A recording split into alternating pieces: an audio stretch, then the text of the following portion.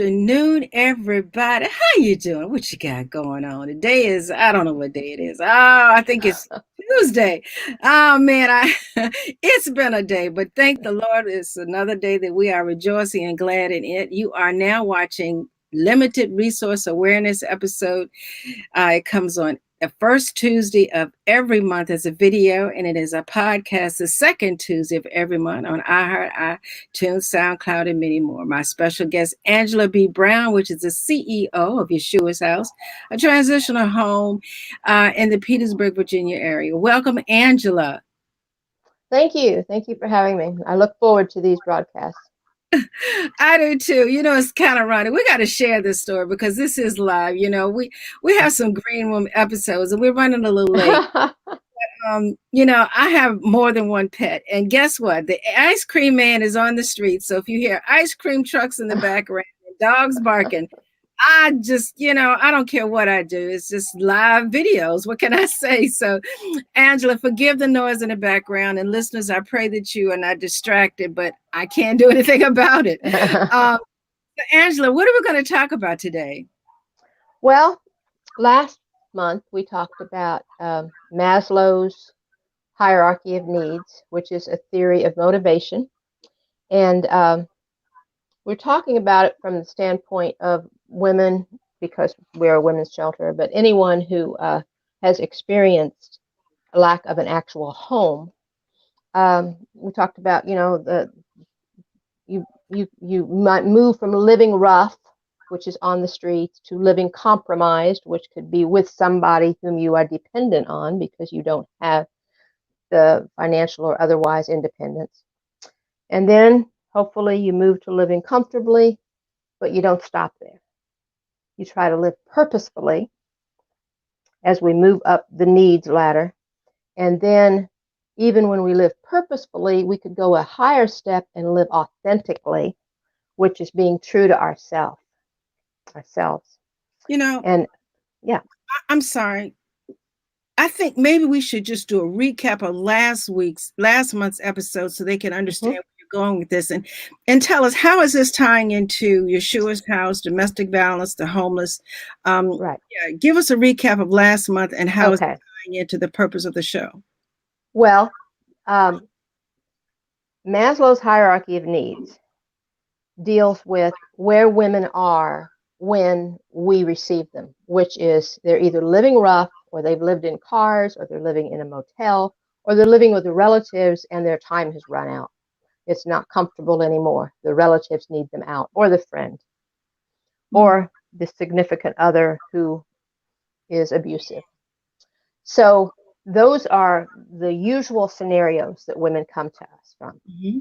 So regardless of which particular set of circumstances, that's living rough, Mm-hmm. right?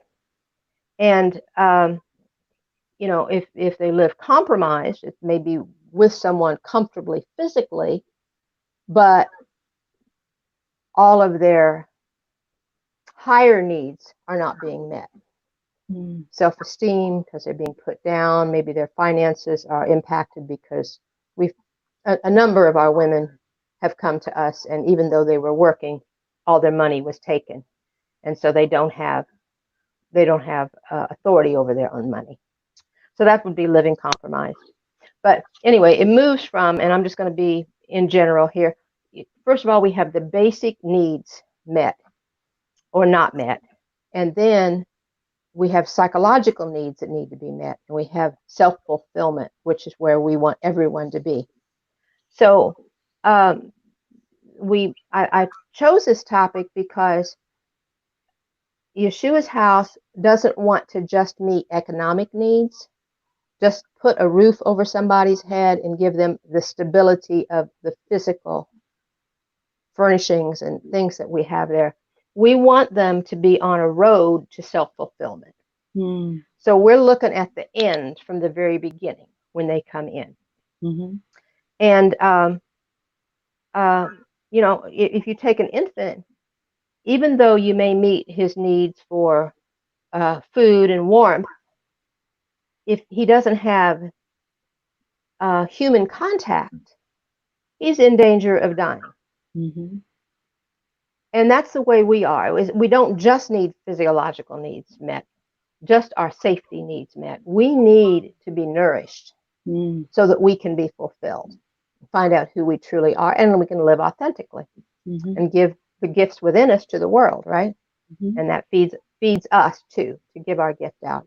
So Yeshua's House mission, and this is on our brochure. It's our support group uh, mantra. I'll say is to love, support, and challenge each other to fully live our lives. Mhm.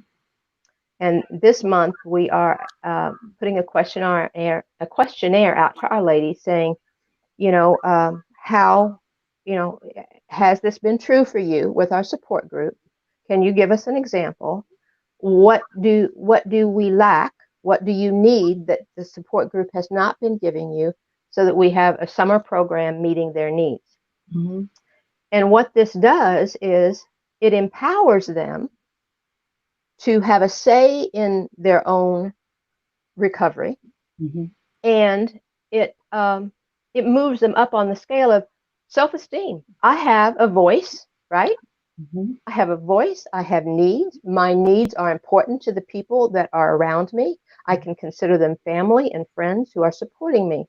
So Mhm. in everything we do, we don't want it just to be um, a sanitary thing, Mhm. but for it to be a holistic thing. We see you as a whole person, and we value and we celebrate you as a whole person. Mhm. And that's a foundation for living authentically and not living dependent on somebody else to give you value. Mhm. So, where, okay, I'm going to put it this way. So, in practically speaking, we want women to be able to say, Yeshua's house was a turning point in my life. Mhm. We don't want them to simply say, I made a financial transition while I was at Yeshua's house. Mhm. We want the whole package. We want them to see it as a turning point where they go up, right? They go up on the scale of esteem and self-actualization and so forth. So how do we do that? And I wanted to give you a couple of examples of things that I have outreaches that I have experienced, and they're on opposite sides of the scale here. The one was a very efficient and impersonal outreach for food and clothing, and it was so efficient that they had signs saying, "You may take one pair of shoes, one coat, one outfit, and one household item."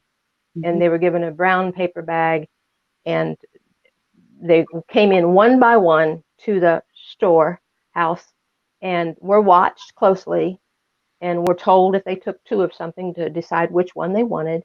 Mhm. And then when they left, they gave them a cup of soup in a to-go container and some crackers, and said, "You cannot eat on the property."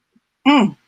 And it was winter, and most of these people had walked there because they don't have transportation. And we had at least one lady whom I talked to who was waiting for a ride because she was handicapped, and she just sat and waited. But I felt like a fish out of water because there were no side conversations for these women. They didn't ask them their name. They simply were not important personally. Mm. And I don't believe that organization has ever put on another drive like that. I hope they haven't without different leadership. But by contrast, an outreach I'm involved with now, separate from Yeshua's house, we call people by their name. We have a nurse there who asks them what their other needs are. We give them food while they're sitting there talking to us.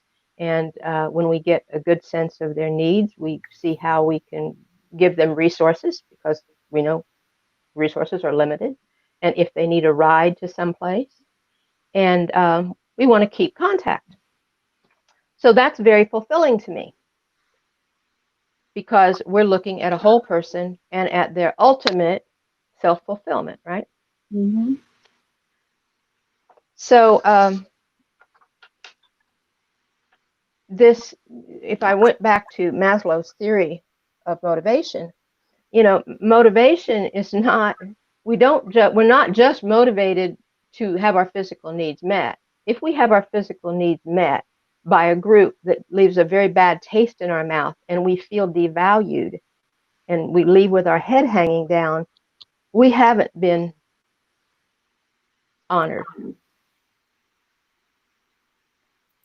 So this, I'm saying, is the overall mission of Yeshua's house, to do, if we do something and it's not in love, we're like a clanging cymbal, and that is just raucous, right? You know, Unpleasant. if I've never asked a good question, that was an excellent question because I think, um, I think what you have said has given the listeners and viewers a bigger insight into what you represent. It's not just giving them somewhere to stay till they can get on their feet. You know what I'm saying? I really like the way you explained how all of this comes together, the wholeness of the individual. You know what I'm saying? Even though I Right. learned a little bit about it in high school and in nursing school, how you are applying it to what you're doing at Yeshua's house is just, I mean, I could just let you do a series on Maslow's theory, but I really thank you for explaining the purpose, the goal, the mission, the heartfelt concern for each individual that walks through the door. It's not just about three hots and a cot. And Right. I'm just Well, very, and that's why we have an 18-month program. So the women don't sign up and we hold them to 18 months. They sign up, they sign a contract that says, I want this program. And if they choose at some point to go elsewhere, then they can go elsewhere. But we've been criticized for having an 18-month program and say that's too long. People get comfortable and then they don't work toward their goals and whatever. But we feel like it takes a while for a person to recover who they are. And we don't want to send people out half nourished and then the cycle continues. mm, So we think that 18 months is enough time to get them on their feet financially, working within their own budget, even if it doesn't increase, although we want it to increase. We have um, employment counseling and things like that to move them to a higher pay range. But it just, we don't, people don't change overnight, but they do change. And the patience that it takes to work with people that don't appear to be changing on a day to day or a month to month basis is a part of the process that gives them value. mm. I'm important enough for somebody to be patient with my progress. you know, I try not to talk, but I'm just been impressed again. It sounds like a lot, and forgive me, this is not judgmental, but it sounds like the programs that may be less than 18 months or less than what the client may need to get themselves together are basically the three hots and a cot, let's get him in and out. So it just like a revolving door. But for you to say, and not everybody stays 18 months, they No, stay until, but they have the option. But to that's right. cut them off before they're ready without the option, to me, may be something that the other facilities may consider. But I understand it's about turnaround, it's about, getting compensated, it's about a lot of things. But you at Yeshua's house have taken all of that in consideration and still say, I'm going to be there for the holistic approach. In other words, it's not just three hots and a cot. You have emotional instabilities. You have a lot of things Yes. that come into play when these individuals, with or without children, come there, and you're doing an amazing job. So again, I try not to talk, but we're facing some difficult times, not just with COVID-19. Now we have a lot of stress for other reasons, and families are breaking down, and Right. finances are breaking down, and tensions are high, and domestic violence, and not just husband, wife, or spouse, but you got children against parents and elder Right. abuse, and a lot of things coming into play. So I commend you for giving them the option to get themselves together in more than just one way. So again, I sorry for interrupting. No, So no, we're it's gonna a talk about. conversation. It's a conversation. Um, well, that's why we say that people are investing in healthy families when Mhm, they invest in Yeshua's house, mhm, because we want the family to leave, however many members come into the home, we want each of them to leave healthy. mhm. And an investment takes time. It does. I'm sorry, I interrupted your topic, and your topic No. today was I got it written down. I really do. I like that part. It says part two of Maslow's hierarchy of needs. It's a theory of motivation. So let's continue with your main topic. I interrupted you and had you go back. Well, we're going to talk about a theory of motivation. What is a theory of motivation, Angela? Well, people are very complex. So we're motivated by many things. Those of us who have children know that what motivated the first child doesn't motivate the second, and maybe not the third. That they need different motivating what carrots, Mhm, right? To do right or whatever. But so it's a theory, and it's been changed some since Maslow created it. mhm. But the that's the subtopic. The topic today really is our abilities are also needs. There you go. So yeah, so everything on Maslow's list that is seen as a need, uh, we have all those needs at the same time, and that's why the holistic approach is I'm going to I'm going to uh, honor the women and the children in our home and recognize their abilities and their personal uh, that called their personal uh, their positive personal attributes. When I see it, I'm going to recognize it. Oh, you are a gracious person. We want to make you the greeter on support group night. That kind of thing. So to honor them in every way, so that that esteem is constantly built. And as you build the esteem of people, they become more whole and healthy and unable to be manipulated Mm. because they are whole within themselves. You know what? I'm in a good mood today because I usually don't. You said manipulated. Oh my Yes. goodness. People don't even understand the level of manipulation that's included in any type of verbal or physical abuse. They intimidate you, they influence your thoughts, your self esteem, your level of self defense. I'm sorry, that word is deep. Um, Yes. you Yes. use that word, but I take it strongly. You're very manipulated when it comes to any type of injustice. So I'm gonna be. And often, no, no, and often the person who is being manipulated doesn't see the strings on the puppet. They don't see that. They're just responding. And so that's a part of the education we need to give them is that no, honey, that's manipulation. Mm-hmm. You know, we have a lady whose whose money was taken as soon as she got it uh, by her significant other, and he would not allow her any funds to buy personal hygiene products. That is a level of disrespect that is unthinkable to somebody who doesn't have a manipulative mentality, because he's shrinking her own self-esteem by denying her something so basic.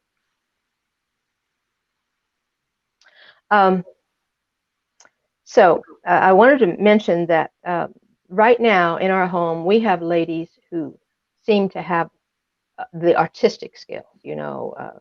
with hair and with singing and with crafting and with freehand art. I mean, other times we've had a lot of women who are writers. So I don't know, God puts them together. But right now, that's who we have. We have these creative personalities and these gifts. And, without somebody calling attention to that as a gift, they may never reach that self actualization of exercising those creative activities, whether they do it for money or not, but exercising them and feeling good about them and passing it on to their children. You know what I mean? That is fulfilling, Mm-hmm. and it's a part of the joy of life.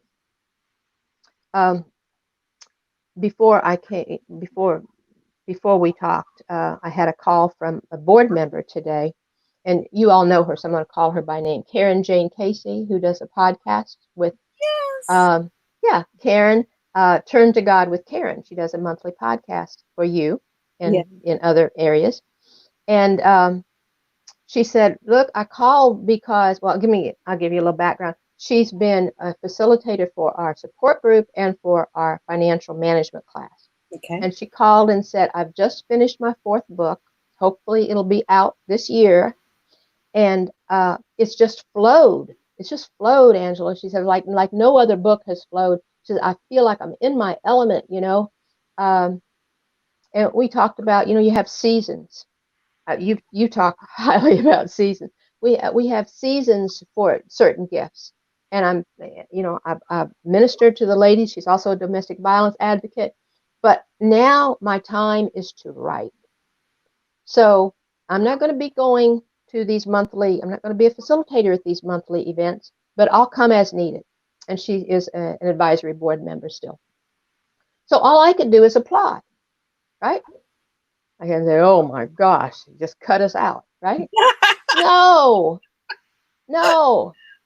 One of the purposes of any organization, whether it's for a board member or an employee or a manager or whatever, is for them to reach their potential Oh and yeah. for their gift to be manifest. So Absolutely. in this season, this gift of hers is manifesting greatly, and she wants all her time to be a full-time writer. Absolutely. So on the heels of that, I talked to a graduate of Yeshua's house, and I told her what my topic was, and she said, "Oh, oh, oh, that is so true of Yeshua's house. The purpose." She said, "Tell them that when I came to Yeshua's house, I had no self-esteem, and one-on-one interaction. Uh, with that one-on-one interaction there, I found the strength and the self-confidence to move on." And she said, "It's like day by day, I was able to hold my head higher." Hmm. And and I said, "Well, why do you think that was? What was it about the one-on-one interaction?" She said, "It's the empathy and the straightforwardness." I said, "Because sometimes I heard things I didn't want to hear. Hmm. But because it was said with the empathy and the love, I could receive it after I cried a little." Hmm. Okay? So sometimes change hurts.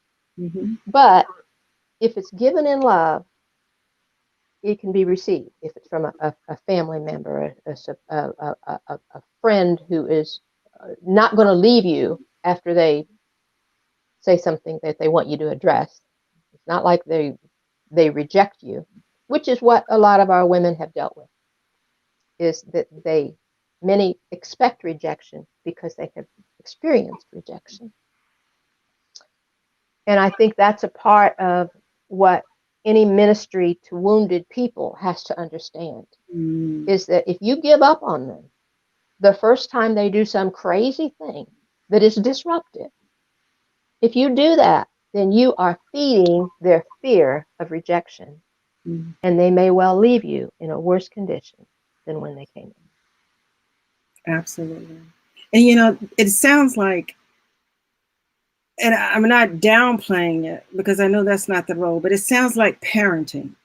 You know, Yes, you had yes. mentioned earlier about what motivates one child may not motivate the other, but what motivates one client may not motivate the other. And we have to take all of that in consideration. you have to have patience. You have to have an understanding. And I'm glad you referred to ministry. A lot of people may have the nonprofit status as a ministry, but they run it solely as maybe a heartless business. In other words, three hots a cot, meet the requirements, and then you're out because we got somebody else waiting. And I'm not downplaying that to the point where they're not significant. But again, I'm giving you a high five for taking all of that into consideration because everybody that has the opportunity to be a manager of a facility does not necessarily have the heart or compassion that may be required to go along with it. And when you are in such a delicate stage in your life as those clients who come for help, sometimes depending on where you go to get help may be harming you instead of helping. So um, I'm just glad that you're available in this area, and I'm glad that you have the compassion. And before we move on, your faith has a lot to do with how you approach everybody in your life because I've seen your interaction both personally and professionally, and your husband as well. You have never made it a point to say, if you don't believe as I do, you can't come into Yeshua's. No. But I thank you for standing with those who may or may not have faith, not just as yours, but have any faith at all. Your Right. doors are open. So again, I'm just giving you high fives all through this episode, aren't I? Well, thank you. Thank you for appreciating it. We had considered when we first, when we were crafting what was we were going to do for women and children, because that always stayed the same as a purpose. But we had considered doing the emergency housing, and we felt like, you know, there is emergency housing. There's never enough of anything because they're limited resources. But what we don't have is a transitional home that will give a person 18 months to get on their feet. So we feel like we're filling a very big vacancy and are overjoyed when people say, "How do you do that? I want to do that." And we do. That's another one of our missions is we want other people to say, "I can do that. I have an empty house, or I have property, or I just have the will and the compassion." And we would love to see these things just flourish across the nation. You know, I'm loving that because you, I know we're probably going to have a part three, everybody, because I'm doing a lot of, but you just recently, if I'm not mistaken, didn't someone just recently have a fundraising drive for you? Yes, yes. Tell Uh-huh. us. Mary Foley. Mary Yeah. Foley is the president of the Virginia National Speakers Association, and she's also a business coach and a friend of ours. And she she came up with the idea of having an online fundraiser and giving her business expertise and interviewing three or four other ladies who are business ladies who have found a way to keep their businesses afloat in spite of COVID-19. And she said, I'll charge $25 a piece to for anybody who wants to, and all the funds go to Yeshua's house. So Mary raised $2,186 for us, and it took nothing out of our pocket. So in a time when you can't do anything face to face, well, what a godsend, right? And of course, our women have been laid off. Some have been unemployed entirely, and some have reduced hours. And we told them from the beginning that we're in this together. We're going to make it together. So don't stress over that. Do what you need to do. We continue to have a financial classes. Make the most of what you do have, and we're going to make it together. So that some of that 2,000 is going toward matching funds for women to because we're 18 months, we're not free. A woman has to pay 475 for a single woman, 525 for a woman with one child, and we're able to give some matching funds depending upon that woman's financial circumstances to meet that gap between her income and what our fee is. I love that. That's why I brought it up. I'm not trying to do a shameless plug for Mary, but what I'm trying to do is encourage other people. You may not have the funds yourself, but just the way that Mary, a businesswoman, came up with the idea to not only promote other women, talk about COVID-19, but offer in exchange for the $25 donation to get access to the interviews, she also gave them a copy of her book. If there's Yes. something that you think you can do, especially virtually with everything that's going on, to help this organization, please contact Angela Brown because everything helps.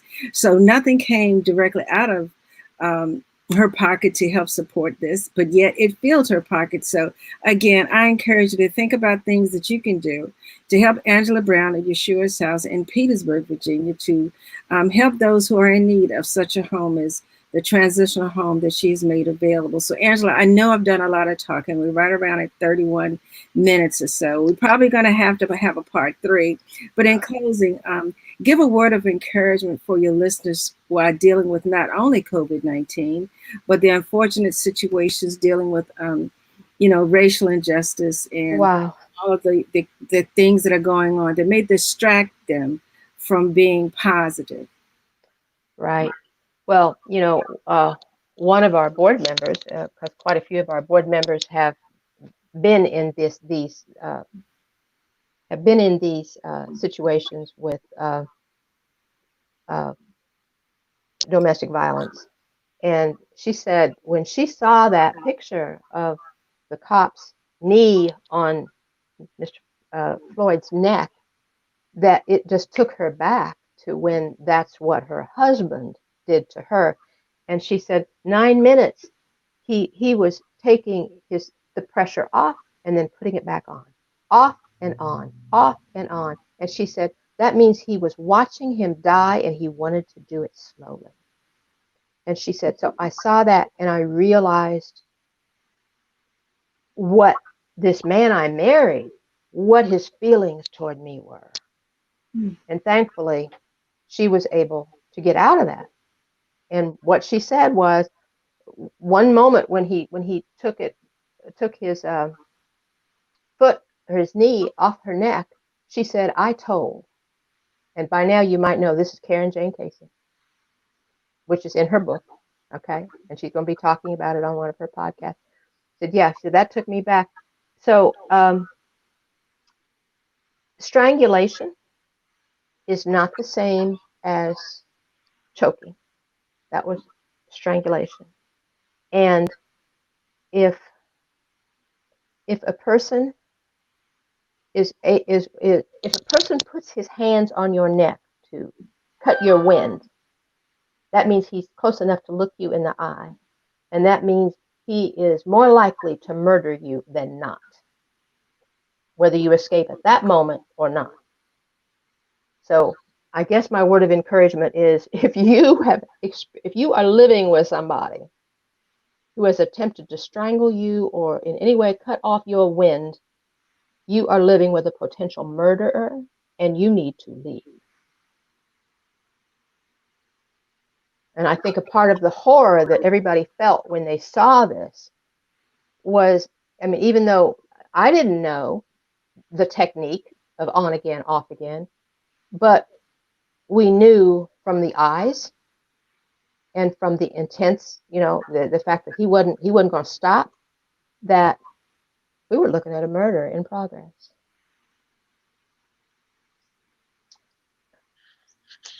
So that's why people are upset. You And know, he had the audacity to do it while people were filming and with other cops around, which meant he didn't think anything was going to happen to him. and the fact that he knew him personally, that he worked together for Yes. years, he knew him. Yes. So Yes. it's a lot of emotions, but what I want to say is yes, I knew it was Karen, and I'm glad I didn't cry, but her story, there's a lot of stories out there, don't get me wrong. But Right. because I know her personally and to hear her talk about it is even more emotional for me than to read it. But Karen, among so many others, have experienced and survived. But I want to take this time to join with Angela to tell you, when people show you who they are, believe it. We're not saying put yourself in further harm, but don't confuse needing someone with being controlled by someone. So, that being said, this is Angela Brown with Limited Resources. She comes on every first Tuesday at 5 p.m. East Coast time, live on Storm Talk 365, Miss Benita Claiborne's page. She also can be heard as a podcast every second Tuesday on iHeart, iTunes, Spotify, and many, many more. Please consider donating to Angela Brown. I think it's PayPal and Cash App, Yeshua's House. Is that correct? Cash App, yes. Cash Yeah, App. Cash App is $ Yeshua's house. And also, her mom's book is available on Amazon. What's the name of your mother's book?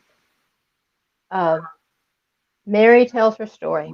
Mary Tells Her Story, which is an absolutely amazing, I must say, biography of her mother. But if you buy directly from Angela Brown, inbox her or email her, all the proceeds go to Yeshua's House as opposed to giving some of it to Amazon. But again, I encourage you, if not Yeshua's House, please consider supporting the other transitional homes or emergency shelters for all of those who are in need. And also, again, if you think of any idea that could help raise funds for not just Yeshua's House, but other homes in general at this time, please consider doing so. This is Ms. B, Positively Ms. B, coming to you live on StormTalk365Radio.com, where myself and other podcasters, as well as Angela, help you to talk to the storms in your life. All right, everybody, we talk to you next month on Limited Resources. Bye-bye, everybody. Thank you, Ms.B. You're welcome.